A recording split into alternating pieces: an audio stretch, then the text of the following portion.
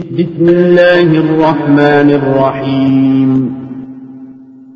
الحمد لله رب العالمين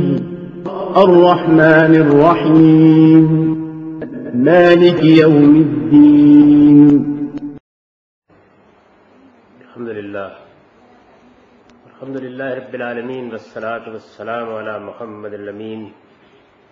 أعوذ بالله من الشيطان الرجيم بسم الله الرحمن الرحيم. خواتین و حضرات، قرآن مجید کی ابتدا سورہ فاتحہ سے ہوتی ہے. میں نے قرآن مجید کا تعارف کراتے ہوئے یہ بات عرض کی تھی کہ یہ پوری کتاب اپنے مضمون کے لحاظ سے 7 ابواب میں تقسیم کر دی گئی ہے. ان میں سے پہلا باب اسی سورہ فاتحہ سے شروع ہوتا ہے. سورہ فاتحہ اپنے مضمون کے لحاظ سے پروردگار عالم کے حضور میں اس سیدھی راہ کے لیے ہدایت کی دعا ہے جو زمانہ بعثت نبوی میں ہر سلیم الفطرت انسان کی تمنا تھی. نبی صلی اللہ علیہ وسلم کی بعثت سے پہلے یہود و نصارہ نے اپنے انحرافات اور اپنی ضلالتوں سے دین کا چہرہ بری طرح بگاڑ دیا تھا. اللہ تعالیٰ نے قرآن مجید میں بھی یہ بات بتائی ہے اور مذاہب کی تاریخ کا مطالعہ کرنے سے بھی معلوم ہوتی ہے کہ یہود نے نہ صرف یہ کہ اپنی کتاب میں تحریفات کی، اپنے قانون میں انحرافات کیے، بلکہ دین کی بنیادی حقیقتوں کے بارے میں بھی ایسی الجھنیں اور ایسے ابہامات پیدا کر دیے جن سے ایک سلیم الفطرت انسان شش و پنج میں مبتلا ہو کر رہ گیا. اس کے لیے یہ مشکل ہو گیا کہ وہ یہ فیصلہ کرے کہ کیا حق ہے اور کیا باطل ہے. نصارہ اس سے بھی 2 قدم آگے بڑھے اور انہوں نے پوری کی پوری شریعت منسوخ کر دی. عقائد کے معاملے میں بھی ایسی چیزیں دین میں داخل کر دیں جو فلسفے کے زیادہ قریب تھیں اور دین کے سادہ اور بدیع حقائق سے بہت دور تھیں. سیدنا مسیح علیہ السلام کی الوہیت کا عقیدہ، سیدہ مریم کی الوہیت کا عقیدہ اور اس طرح کی بہت سی دوسری خرافات دین میں داخل کر دی گئی اور ایک متصوفانہ تعبیر گویا دین کی اصل تعبیر قرار پا گئی. شریعت کے بارے میں اول یہ نقطہ نظر اختیار کیا گیا کہ یہ سب یہود و نصارہ کے لیے نہیں ہے، یہ صرف انہی لوگوں کے لیے تھی جو سیدنا مسیح علیہ السلام کے بنی اسرائیل کی قوم سے تعلق رکھنے والے لوگ تھے. وہ ضرور اس کے پابند تھے کہ وہ جو تورات میں قانون دیا گیا ہے اس کی پیروی کریں، لیکن اب لوگوں کے لیے اس کی پیروی ضروری نہیں ہے. یہ پس منظر ہے جس میں ایک سلیم الفطرت انسان یہ خیال کرتا تھا کہ میرے لیے سیدھی راہ کون سی، مجھے کس راستے کا انتخاب کرنا ہے، میں اگر اپنے پروردگار کی عبادت کرنا چاہوں تو اس کا صحیح طریقہ کیا ہے، حق کیا ہے، باطل کیا ہے، اس میں میں کسی قطعی نتیجے تک کس طرح سے پہنچوں. قرآن مجید نے یہ بات بتائی ہے کہ یہی وہ ضرورت ہے جس کے تحت اللہ تعالیٰ نے انبیاء علیہم السلام کا سلسلہ جاری کیے رکھا ہے. چنانچہ جب یہ صورتحال پیدا ہو گئی تو یوں سمجھ لیجئے کہ پوری کی پوری انسانیت اس وقت ہدایت کی تمنا کر کے کھڑی تھی. یہ ہدایت کی تمنا گویا ہر دل کی صدا تھی. اللہ تعالیٰ نے اس تمنا کو اپنے بے مثل اور لافانی الفاظ میں اپنے پیغمبر کی زبان پر جاری کیا ہے. یعنی یوں سمجھ لیجئے کہ انسانیت کے سلیم الفطرت لوگ کھڑے ہوئے پروردگار عالم کے حضور میں دعا کر رہے ہیں. وہ جو ان کے دلوں کے اندر بات تھی اس کو اللہ تعالیٰ نے الفاظ دیے ہیں اور اس بے مثل دعا کی صورت دے دی. سورہ فاتحہ یہی دعا ہے. تورات اور انجیل کے بعد اللہ تعالیٰ کی طرف سے ایک نئی ہدایت کی دعا، یہ اس سورہ کا مرکزی مضمون ہے.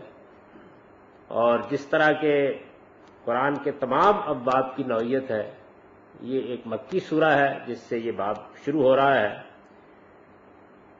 باب کے ساتھ تو اس کا تعلق اجمال اور تفصیل کا ہے، یعنی اس میں یہود و نصارہ کے جس دین کی بدعتوں اور انحرافات کی طرف اشارہ کیا گیا ہے، آگے سورہ بقرہ اور آل عمران میں اسی کی وضاحت ہمارے سامنے آ جاتی ہے۔ لیکن اگر آپ پورے قرآن کے حوالے سے دیکھیں تو یہ نہایت موزوں دیباچہ قرآن بھی ہے، یعنی اس سورہ میں اس ہدایت کے لیے انسانیت کی تمنا کو دعا کی صورت دی گئی ہے، اور پھر پورا کا پورا قرآن گویا اس دعا کا جواب ہے، جو ہم اس کے بعد دیکھتے ہیں کہ ہمارے سامنے آ جاتا ہے۔ تو قرآن مجید کے ساتھ اس کا تعلق دعا اور جواب دعا کا ہے، اور اس باب کی اگلی صورتوں کے ساتھ اجمال اور تفصیل کا ہے۔ سورہ فاتحہ کی یہی خصوصیت ہے جس کی بنیاد پر قرآن مجید کا کوئی بھی طالب علم اگر قرآن پر غور کرے گا اور دقت نظر کے ساتھ اس کے اندر اتر کر اس کا مطالعہ کرے گا تو داخلی شہادتوں سے اس قطعی نتیجے پر پہنچ جائے گا کہ یہی در حقیقت وہ پہلی سورہ ہے جو رسول اللہ صلی اللہ علیہ وسلم پر نازل کی گئی۔ یہ بات بہت سے محقق علماء پہلے بھی کہتے رہے ہیں، لیکن قرآن کا اس کے مضمون کے لحاظ سے مطالعہ کرنے کے بعد اس کے معاملے میں دو رائے نہیں رہ جاتی۔ بہت سادہ طریقے سے اگر اس بات کو سمجھنا چاہے تو یوں سمجھ لیجئے کہ پورے قرآن میں کوئی ایک مقام اور کوئی ایک سورہ بھی ایسی نہیں ہے جس کو اس کے مخاطب سے الگ کیا جا سکے، یعنی اس میں یا تو مشرکین عرب مخاطب ہے، یا اس میں یہود مخاطب ہے، یا اس میں نصارہ مخاطب ہے۔ ایک مخصوص گروہ ہے جس کو مخاطب کر کے قرآن مجید گفتگو کر رہا ہے، اور جب وہ اس گروہ کو مخاطب کرتا ہے تو اس وقت کی جو صورتحال ہے، اس کے جو اعتراضات ہیں یا اس کی جو نفسیاتی کیفیت ہے، وہ سب ان آیتوں سے اور اس سورہ سے سامنے آ جاتی ہے۔ چنانچہ یہ بات بھی فوراً ہی واضح ہو جاتی ہے کہ ان میں سے کوئی ایک سورہ یا کوئی ایک حصہ بھی ایسا نہیں ہے جس کو مضمون کے لحاظ سے یہ قرار دیا جا سکے کہ یہ گویا پہلی سورہ یا پہلی آیات ہے جو نازل کی گئی۔ تنہا قرآن مجید میں یہی سورہ ہے کہ جو اس طرح کے مخاطبت کے پس منظر سے بالکل بالاتر ہے، یعنی یہ ٹھیک اس موقع کی چیز ہے جب کہ اللہ تعالیٰ کے حضور میں انسانیت کو یہ تمنا کرنی چاہیے تھی کہ قرآن مجید نازل ہو۔ یہ گویا قرآن کے نزول کی دعا ہے۔ اس میں جس ہدایت کی تمنا کی گئی ہے اس وقت انسانیت سب سے زیادہ اس کی محتاج تھی، اور یہ سورہ اب بھی ہم کو یہ بتاتی ہے کہ اب قیامت تک کے لیے انسانیت کو اگر ہدایت میسر ہو سکتی ہے تو وہ اسی قرآن مجید سے میسر ہو سکتی ہے۔ اسی سے یہ بات بھی بالکل واضح ہو جاتی ہے کہ اللہ تعالیٰ نے یہ جو قانون بیان کیا تھا کہ انسانوں کے مابین حق کے معاملے میں کوئی اختلاف نہیں تھا، ہم نے جب دنیا کی ابتدا کی تو وہ سب بالکل ٹھیک اس حق پر قائم تھے جس پر اللہ نے ان کو پیدا کیا ہے، لیکن جب حق کے معاملے میں اختلافات ہو گئے اور یہ جاننے کا کوئی ذریعہ باقی نہیں رہا کہ صحیح کیا ہے اور غلط کیا ہے، تب ہم نے انبیاء علیہم السلام کو بھیجا اور ان کے ساتھ اپنی کتابیں نازل کیں تاکہ وہ ایک قول فیصل کے ساتھ یہ بتا دیں کہ صحیح کیا ہے اور غلط کیا ہے، حق کیا ہے اور باطل کیا ہے، اور یہ بتایا ہے کہ لیقوم الناس بالقسط، تاکہ اس کے نتیجے میں لوگ دین کے معاملے میں، حق کے معاملے میں بالکل ٹھیک انصاف پر قائم ہو جائیں۔ یہ قرآن مجید اللہ تعالیٰ نے بالکل محفوظ کر دیا ہے، اب اس میں کسی رد و بدل کا کوئی امکان نہیں ہے۔ پچھلی 14 صدیوں میں بھی اس کا لفظ ہمارے پاس محفوظ صورت میں موجود ہے، لہذا وہ ضرورت جو پہلے انبیاء